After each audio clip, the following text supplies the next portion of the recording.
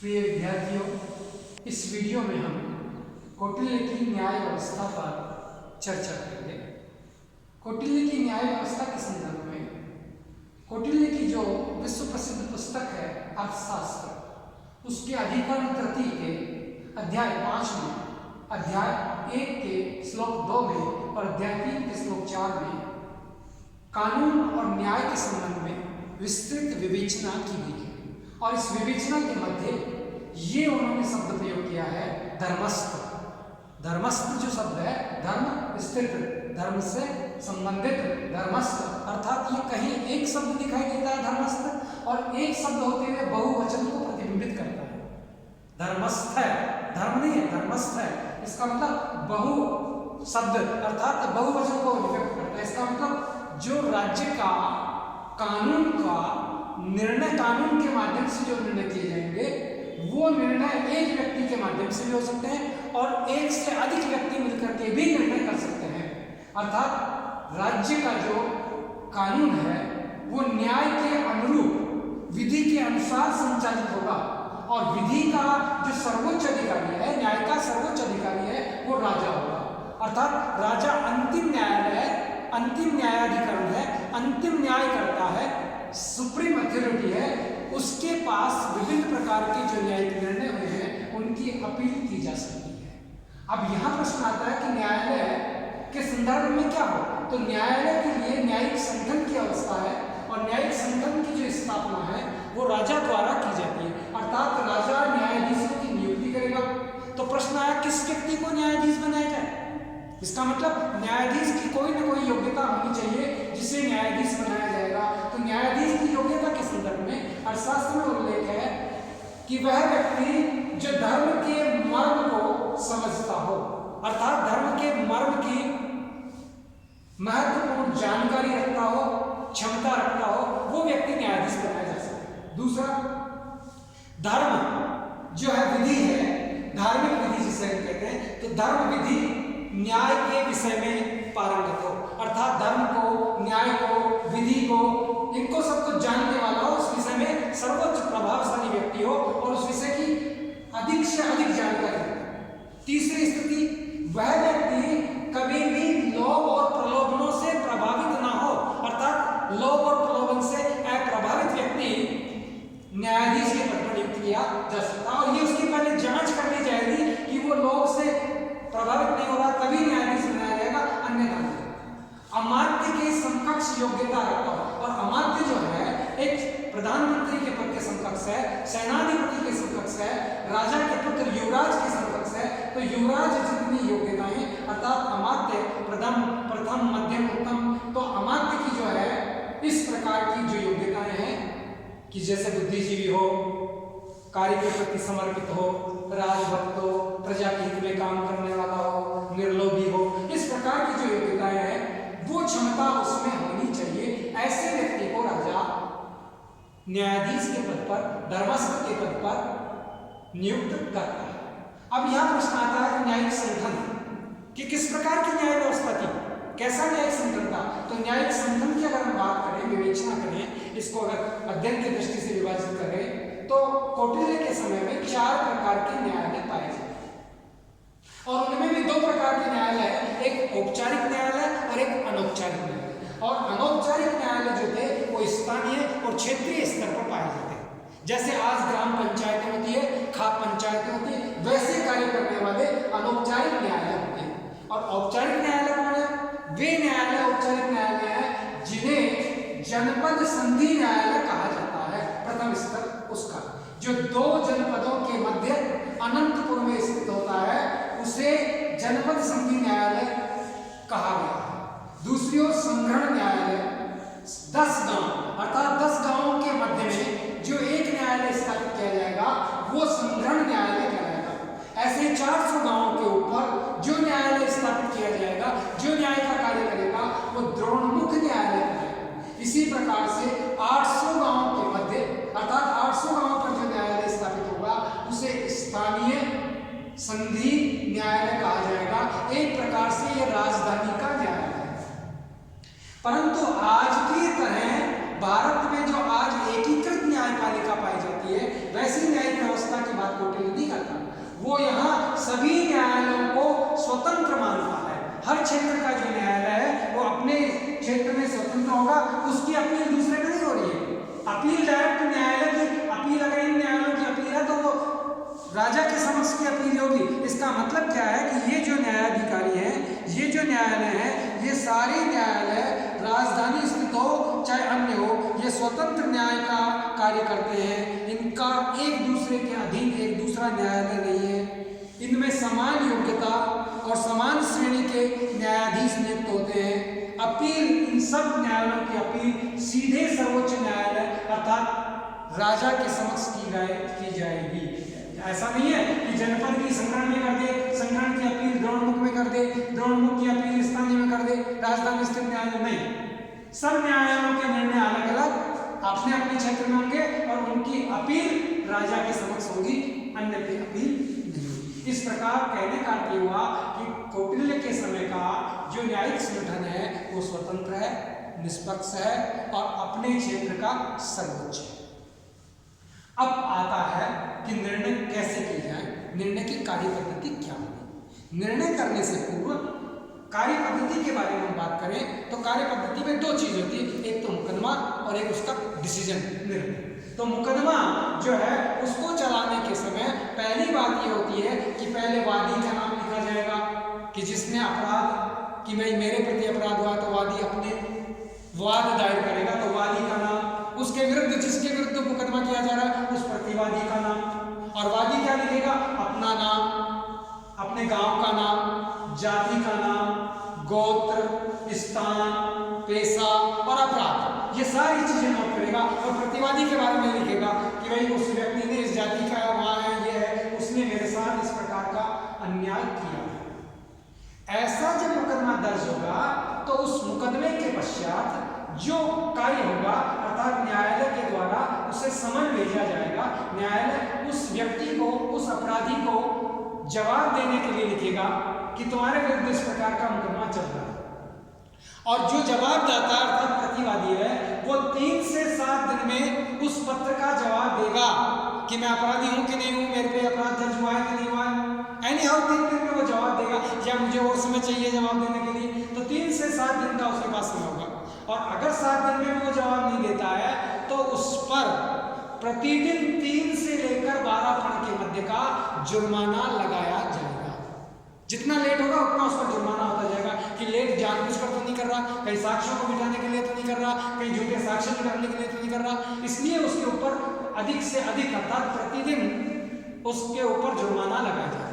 और अगर 45 दिन में भी वो जवाब नहीं देता है प्रश्न का, अपने उसके ऊपर लगाए गए आरोप का, तो जवाब नहीं देने पर उसे मुकदमे में पराजित मान लिया जाएगा और उसने जो अपराध किया है उसकी क्षतिपूर्ति के लिए उसकी संपत्ति को कुर्क कर दिया जाएगा। अब कुर्क तो किया जाएगा, परंतु कुर्क करते समय ये चीज ध्यान में रखी जाएगी कि उसकी जीविका उपार्जन के जो साधन है उन्हें कुर्क नहीं किया जाएगा।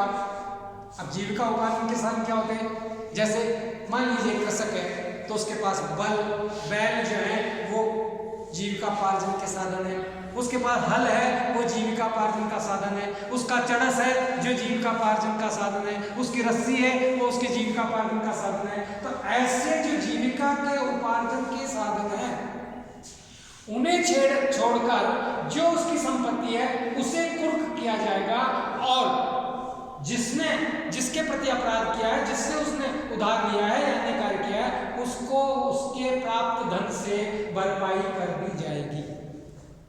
एक तो ये कार्य की पद्धति दिखाई देती है। दूसरी और कार्य पद्धति के बारे में आज के मानवाधिकार के समक्ष में बहुत सारी चीजें दिखाई देती है। वो ये कहते हैं कि जो धर्मस्थ है अर्थात जो न्यायाधीश है वो बिना अभियोग चलाए भी, बिना मुकदमा दर्ज हुए भी कुछ मामलों में न्यायिक कार्रवाई कर सकते हैं। जैसे मंदिर का मामला हुआ, ब्राह्मण का मामला हुआ, तपस्वी का मामला हुआ, स्त्री संबंधी मामले हुए, बालकों संबंधी मामले हुए, वृद्ध संबंधी मामले हुए, रुग्ण व्यक्ति के मामले हुए, अनाथ व्यक्ति के मामले। ऐसे व्यक्तियों को अगर हानि पहुंचाई जाती है, ऐसे व्यक्तियों की सूचना वो स्वयं भी न्याय करने के लिए वादी के रूप में वाद का निर्णय करने के लिए अधिकारी है। जैसे हमारे यहाँ अभी भी न्यायिक व्यवस्था में जिसे हम कहते हैं न्यायपालिका स्वयं संज्ञान ले लेती है, वैसे ये संज्ञान लेने का कार्य करते हैं। तो इसका मतलब आज का जो मानवाधिकार है उस मानव के अधिकारों की रक्षा तत्कालीन समय में, कौटिल्य के समय में भी होती हुई दिखाई देती है। उदाहरण के लिए मान लीजिए कोई पति है, वो विदेश चला जाता है और 3 साल तक लौटकर नहीं आता है, तो उसकी पत्नी को यह अधिकार है कि वो अपने पति को छोड़ दे, उससे तलाक ले ले। तो तलाक किससे ले? पति तो है नहीं। तो ऐसी स्थिति में वो न्यायपालिका में जाकर न्यायालय से गुजारिश करती है कि मेरे पति जो है इतने समय से बाहर गए हुए हैं और मैं जो है उनसे तलाक लेना चाहती हूँ। तो ऐसी स्थिति में न्यायपालिका उसके लिए व्यवस्था करती है और उसे बताती है कि तुम्हें तलाक लेने का अधिकार है। तो इसका मतलब ये हुआ कि इस प्रकार के मुकदमे न्यायपालिका के समक्ष आते हैं, ऐसे स्त्री संबंधी मुकदमे होंगे। दूसरी ओर जो मुकदमे हैं जिनके बारे में हमने कहा कि न्याय संगत है, जैसे किसी व्यक्ति की संपत्ति कोई हड़प लेता है तो उसके संबंध में वो कार्य कर सकता है, न्यायालय में मुकदमा दायर कर सकता है। तो इस प्रकार से न्यायिक जो निर्णय है उन निर्णयों को हम महत्वपूर्ण मानते हैं और उन निर्णयों को अपराधी को सजा देने का कार्य भी किया जाता है। यहाँ पर जो है पक्षपात नहीं है। यहाँ पर जो निर्णय है वो निर्णय जो है प्रतिवादी के उत्तर को पा करके ही उसके पक्ष औचित्य और अनुचित्य को मद्देनजर रखते हुए मुकदमे की पैरवी की जाती है और उसके आधार पर निर्णय किया जाता है। राजा के साथ धर्मस्थ जो है वो विरोधी अगर कोई विचार होते हैं तो उन पर चर्चा करते हैं। राज्य आज्ञा को निर्णय माना जाता है। देश, काल और परिस्थिति के कारण धर्मस्थ के जो वचन हैं वो गौण हो सकते हैं, परंतु निर्णय निष्पक्ष होना चाहिए। निष्पक्षता एक महत्वपूर्ण कार्य है और निष्पक्षता के लिए निर्णय करते समय राजा को अर्थात जो धर्मस्थ है उस धर्मस्थ को राजा भी जिस समय सर्वोच्च न्यायाधिकारी का कार्य करता है, धर्मस्थ का सर्वोच्च अधिकारी बन जाता है। ऐसे ही जो धर्मस्थ हैं न्यायालय के, उन्हें न्याय करते समय 4 आधारों पर निर्णय करने चाहिए। पहला है धर्म के आधार पर, दूसरा व्यवहार के आधार पर, तीसरा चरित्र के आधार पर और चौथा राज्य की विधि के आधार पर। ये चारों चीजें जो है ये व्यवहार में न्यायिक निर्णयों को प्रभावित करती है। इसके बिना न्यायालय के निर्णय संपन्न नहीं हो सकते हैं, क्योंकि धर्म जो है वो एक महत्वपूर्ण विषय है।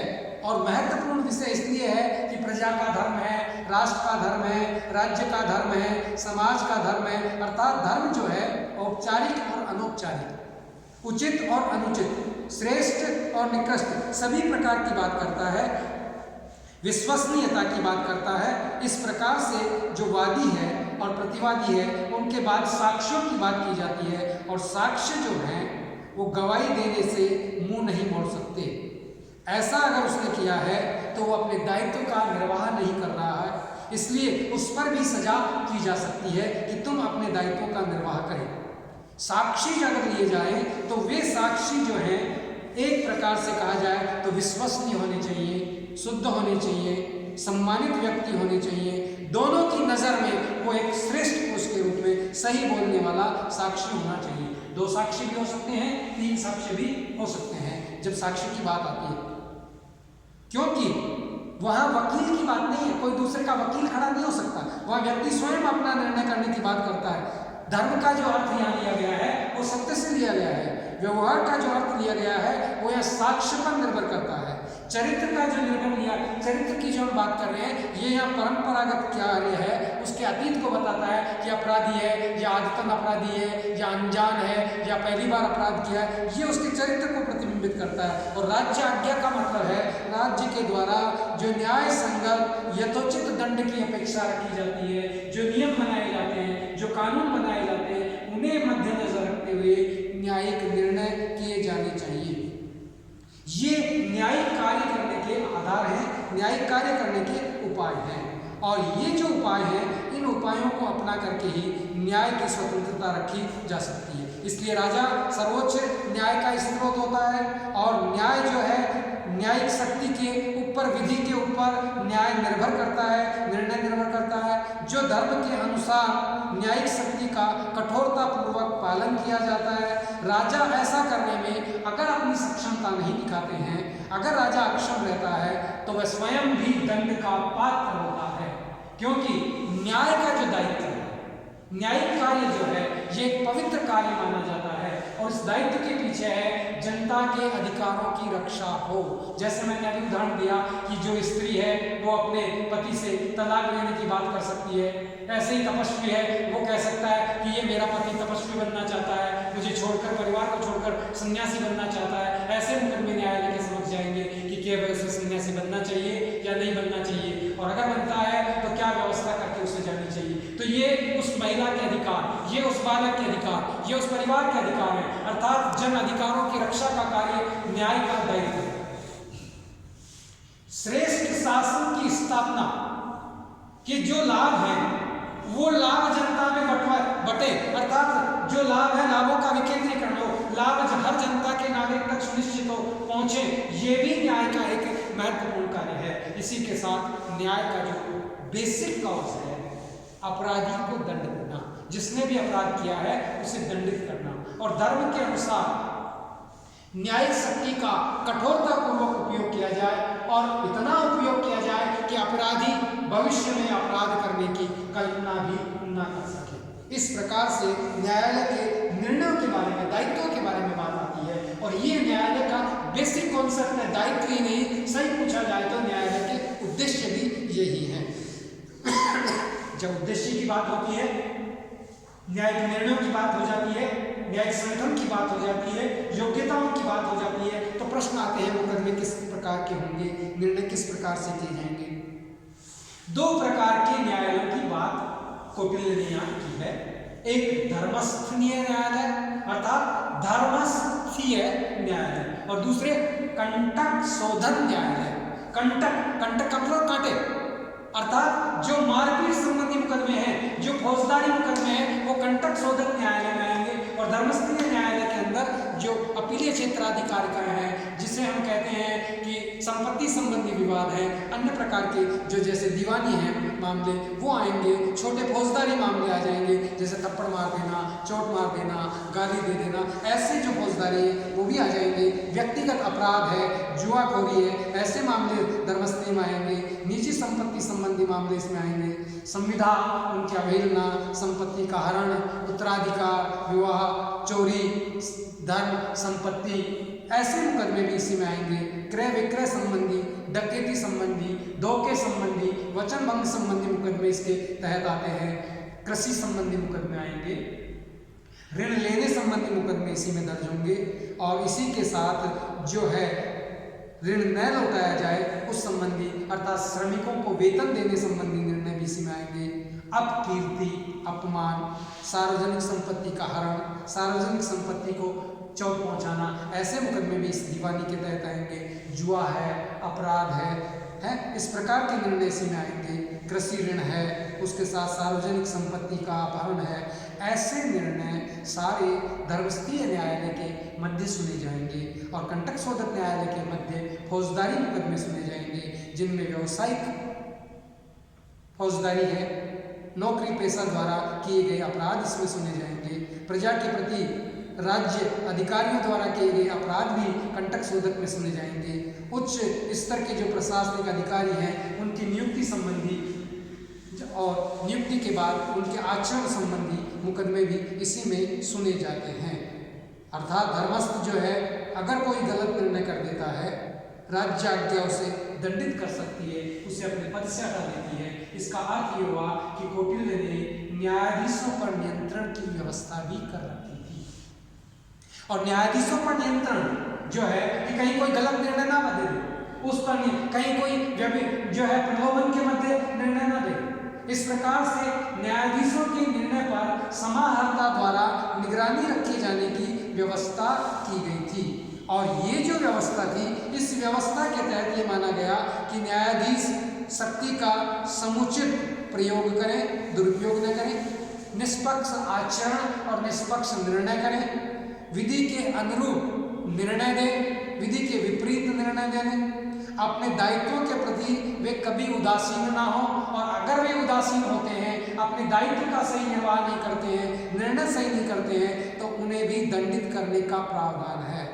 इसमें मध्यम श्रेणी साहस दंड, प्रथम श्रेणी साहस दंड की व्यवस्था की गई है। अर्थात अगर कोई पक्षपात का दोषी पाया जाता है, न्यायाधीश दायित्वों के प्रति उदासीन पाया जाता है, शिथिलता से कार्य करता है, लिंगरोध करने का दंड पाया जाता है, अपराधी पाया जाता है, कार्य में विलंब करने का अपराधी पाया जाता है, धमकी देना, उसी के साथ उसे प्रताड़ित करना, अनुचित तरीके से उसे परेशान करने का कार्य करता है, अपशब्द कहता है, अधिक दंड जानबूझकर देने की बात कहता है, ऐसे जो है विवाद हैं वो राजा तक जाते हैं और राजा न्यायाधीशों को भी दंडित करने का कार्य कर सकता है। इसलिए न्यायाधीश भी सदैव दंड के पात्र अगर अपराध करते हैं तो हैं। तो दंड का पात्र अगर न्यायाधीश गलत करता है तो उसे भी दंडित करने का प्रावधान है। और उसके दंडित करने के दो प्रावधान हैं, एक तो उसे अपने पद से हटा देना, पदच्युत कर देना, दूसरा दंडित करना। और दंडित करते समय उसको 3 बातों का विशेष ध्यान रखा जाता है। क्या वास्तव में उसने जानबूझकर अपराध किया है या उस पर आरोप लगाया गया है? निष्पक्ष जांच के बाद अगर कोई न्यायाधीश अपराधी पाया जाता है तो उसे दंडित किया जाना चाहिए। जैसे उसने भय के वश गलत निर्णय दे दिया, लोभ तो नहीं किया उसने, चोरी तो नहीं की, रिश्वत तो नहीं ली, पर उसे डर लग रहा है कि मैं इसे मृत्युदंड की सजा दे दूंगा तो ये मेरे बच्चों को मार देगा, मुझे मार देगा, भविष्य में मेरे प्रति, तो ये भी निर्णय गलत है। तो भय से मुक्त, प्रलोभनों से मुक्त, कार्यपालिका और न्यायपालिका का पृथक्करण, पक्षपात से मुक्त रखने की व्यवस्था न्यायपालिका की स्वतंत्रता और निष्पक्षता की बात को प्रतिबिंबित करती है। दूसरी ओर अगर हम देखें तो न्यायाधीशों को राज्य की विधि की समीक्षा का अधिकार दिया गया था कि जो राज्य की विधि बनी है, जो कानून बने हैं, वे कानून सही है कि नहीं है, या उन कानूनों के अनुसार दंडित किया जा सकता है कि नहीं किया जा सकता है, क्या ये सही है, क्या ये परंपरागत न्याय की श्रेणी में आते हैं, क्या ये चरित्रगत और धर्मगत निर्णय है। इनकी समीक्षा का अधिकार भी था, जिस प्रकार से आज संविधान की समीक्षा का अधिकार सर्वोच्च न्यायालय को है। धर्म के नैतिक नियंत्रण द्वारा न्यायाधीश भी निर्दिष्ट और नियंत्रित होते थे। अपराधों की अगर हम बात करें तो अपराधों के लिए साक्षियों से प्रश्न पूछा जाता था, ध्यान पूर्वक उन्हें सुना जाता था और उसी के साथ जांच कार्य करना आवश्यक होता था। कर्तव्य निष्पादन में का ध्यान रखा जाता था, साक्षी और बयान लिए जाते थे, उनसे शपथ दिलवाई जाती थी। ये जो है इनके आधार पर निर्णय कार्य होता था। अगर अपराधों का वर्गीकरण देखा जाए तो अपराध की श्रेणी में हम 4-5 प्रकार के अपराधों को बात कर सकते हैं। यहाँ कौटिल्य के द्वारा बेसिकली वो ये कहता है कि जो अपराध है वो राज्य विधि संबंधी अपराध है, राज्य की विधि का उल्लंघन करना या सामाजिक नियमों का उल्लंघन करना, जानबूझकर किसी को क्षति पहुंचाने का अपराध करना, और अगर यह है तो यही वास्तविक अपराध है। जानबूझकर अपराध करना वास्तविक अपराध है। अनजाने में अगर कोई अपराध होता है तो अपराध की सजा तो होगी उसे, परंतु उस अपराध की सजा एक सीमित होगी। तो अपराध की प्रकृति, अपराध की गंभीरता, अपराध की परिस्थिति, अपराध की गुरुता और इन सब बातों को आधार मानते हुए दंड की मात्रा का निर्धारण किया जाएगा। क्योंकि अपराध कब हुआ, अपराध की प्रवृत्ति क्या रही, अपराध की गंभीरता क्या रही, अपराध जानबूझकर हुआ, अनजाने में हुआ या बेखामे में हुआ, ये जो चीजें हैं ये दंड को प्रमाणित करने के लिए, सिद्ध करने के लिए समान दंड की व्यवस्था की बात करता है। दंड में संदेह नहीं करने की बात करता है। संदेह पर दंड नहीं दिया जाएगा, दंड साक्ष्य, नियम और वास्तविक रूप से दिया जाएगा जिसमें भेद नहीं। उस प्रकार से ज्ञात करके अपराधी को दंड मिलना आवश्यक है। चाहे निरपराधी व्यक्ति को दंड ना मिले, निरपराधी अपराधी चाहे छूट जाए पर निरपराधी को दंड नहीं मिलना चाहिए। ये उसके आचरण, व्यक्तित्व और व्यवस्थाओं पर निर्भर करता है। इस प्रकार कौटिल्य का जो न्याय है एक प्रकार से प्रतीकात्मक न्याय है, एक प्रकार से अपराध के निवारण का न्याय है, एक प्रकार से सुधारात्मक न्याय है, एक प्रकार से प्रजा को जो है प्रेरित करने वाला न्याय है। और ये न्याय तभी होगा जब साक्ष्य से जिरह की जाएगी, साक्ष्य को समीक्षा की जाएगी, साक्ष्यों की विश्वसनीयता देखी जाएगी, उनका वास्तविक आंकलन किया जाएगा, और जहाँ साक्ष्य भी नहीं है, चरित्र भी नहीं है, व्यवहार के बारे में देखा जाएगा, धर्म को देखा जाएगा, और कई स्थानों पर उसके अतिरिक्त ये सभी चीज़ें नहीं है तो भी निर्णय किया जाएगा। जैसे उदाहरण के लिए मुझे एक दृष्टांत याद आ रहा है जो मैं आपको बताना चाहूँगा। एक व्यक्ति ने एक धन की थैली की चोरी कर ली, और चोरी जो की वो एक कसाई की दुकान से चोरी हुई। अब कसाई ने अपराध किया या नहीं किया? कसाई ने कहा कि महाराज मेरी धन की चोरी उठा ले गया है, मेरे ये जो है पैसा ले गया। वो कहता है साहब मैं नहीं लेके गया हूँ।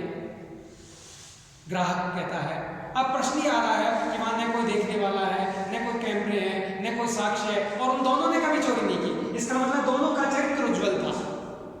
कभी जिस पर आरोप लगाया गया प्रतिवादी, उसने कभी चोरी नहीं की। उसका व्यवहार जो था समाज से पूछा गया, उसकी जगह से पूछा गया, तो व्यवहार भी उसका ठीक दिखाई दे रहा था। अब प्रश्न आ रहा है कि वो जो थैली उठ गई, वो थैली है किसकी? अर्थात जो आया, जिसने उठा लिया, वो उस उपभोक्ता की है या वो थैली उस कसाई की? जब चरित्र से ये चीज सामने नहीं आती है, व्यवहार में नहीं है, धर्म नहीं है, राज्य विधि कहती है कि अपराध करने वाले को सजा दी जाए, पर जब तक अपराधी कौन है ये निर्णय नहीं हो, सजा कैसे दी जाए? धर्मस्थ संपूर्ण साक्ष्य और सब चीजों से, तीनों व्यवहारों से, धर्म से, व्यवहार से, चरित्र से, राज्य विधि से जांच करने के बाद पुनः वो उसको जांच करता है। उस थैली को रखा जाता है, वो कहता है ये थैली मेरी है, ये कहता है मेरी है। उस थैली को रात को अपने पास रखते हैं, उसे धुलाते हैं, और सूर्य की रोशनी में उसके बहते हुए पानी को देखा जाता है, और उस पानी में जो खून की गंध थी, खून की लालिमा थी, उससे ये प्रमाणित होता है कि ये जो धन है ये उस कसाई का धन है, लेने वाले का नहीं है। और वो कहते हैं निर्णय करते समय हमको पता लग गया है कि इसका है, और ये हम कल ही निर्णय करने वाले हैं, और जिसने किया है उसे सजा मिलेगी।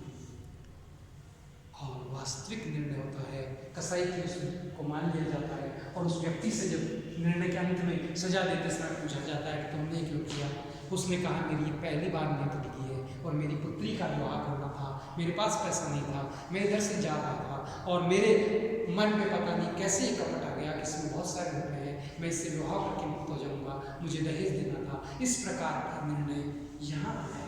ये प्रमाणित करते हैं कि जो निर्णय हो वो निष्पक्ष होने चाहिए, जो निर्णय हो उन पर जनता की आस्था होनी चाहिए, जो निर्णय हो वो जिरे के माध्यम से, बुद्धि और बल के माध्यम से होनी चाहिए। इस प्रकार कौटिल्य न्याय व्यवस्था के बारे में एक सशक्त न्यायिक व्यवस्था की स्थापना पर बल देता है, और निष्पक्ष न्याय के कार्य और न्यायाधीशों की निष्पक्षता को प्रमाणित करने का कार्य करता है, और न्यायाधीशों तक को दंडित करने की व्यवस्था कौटिल्य के इसमें पाई जाती है।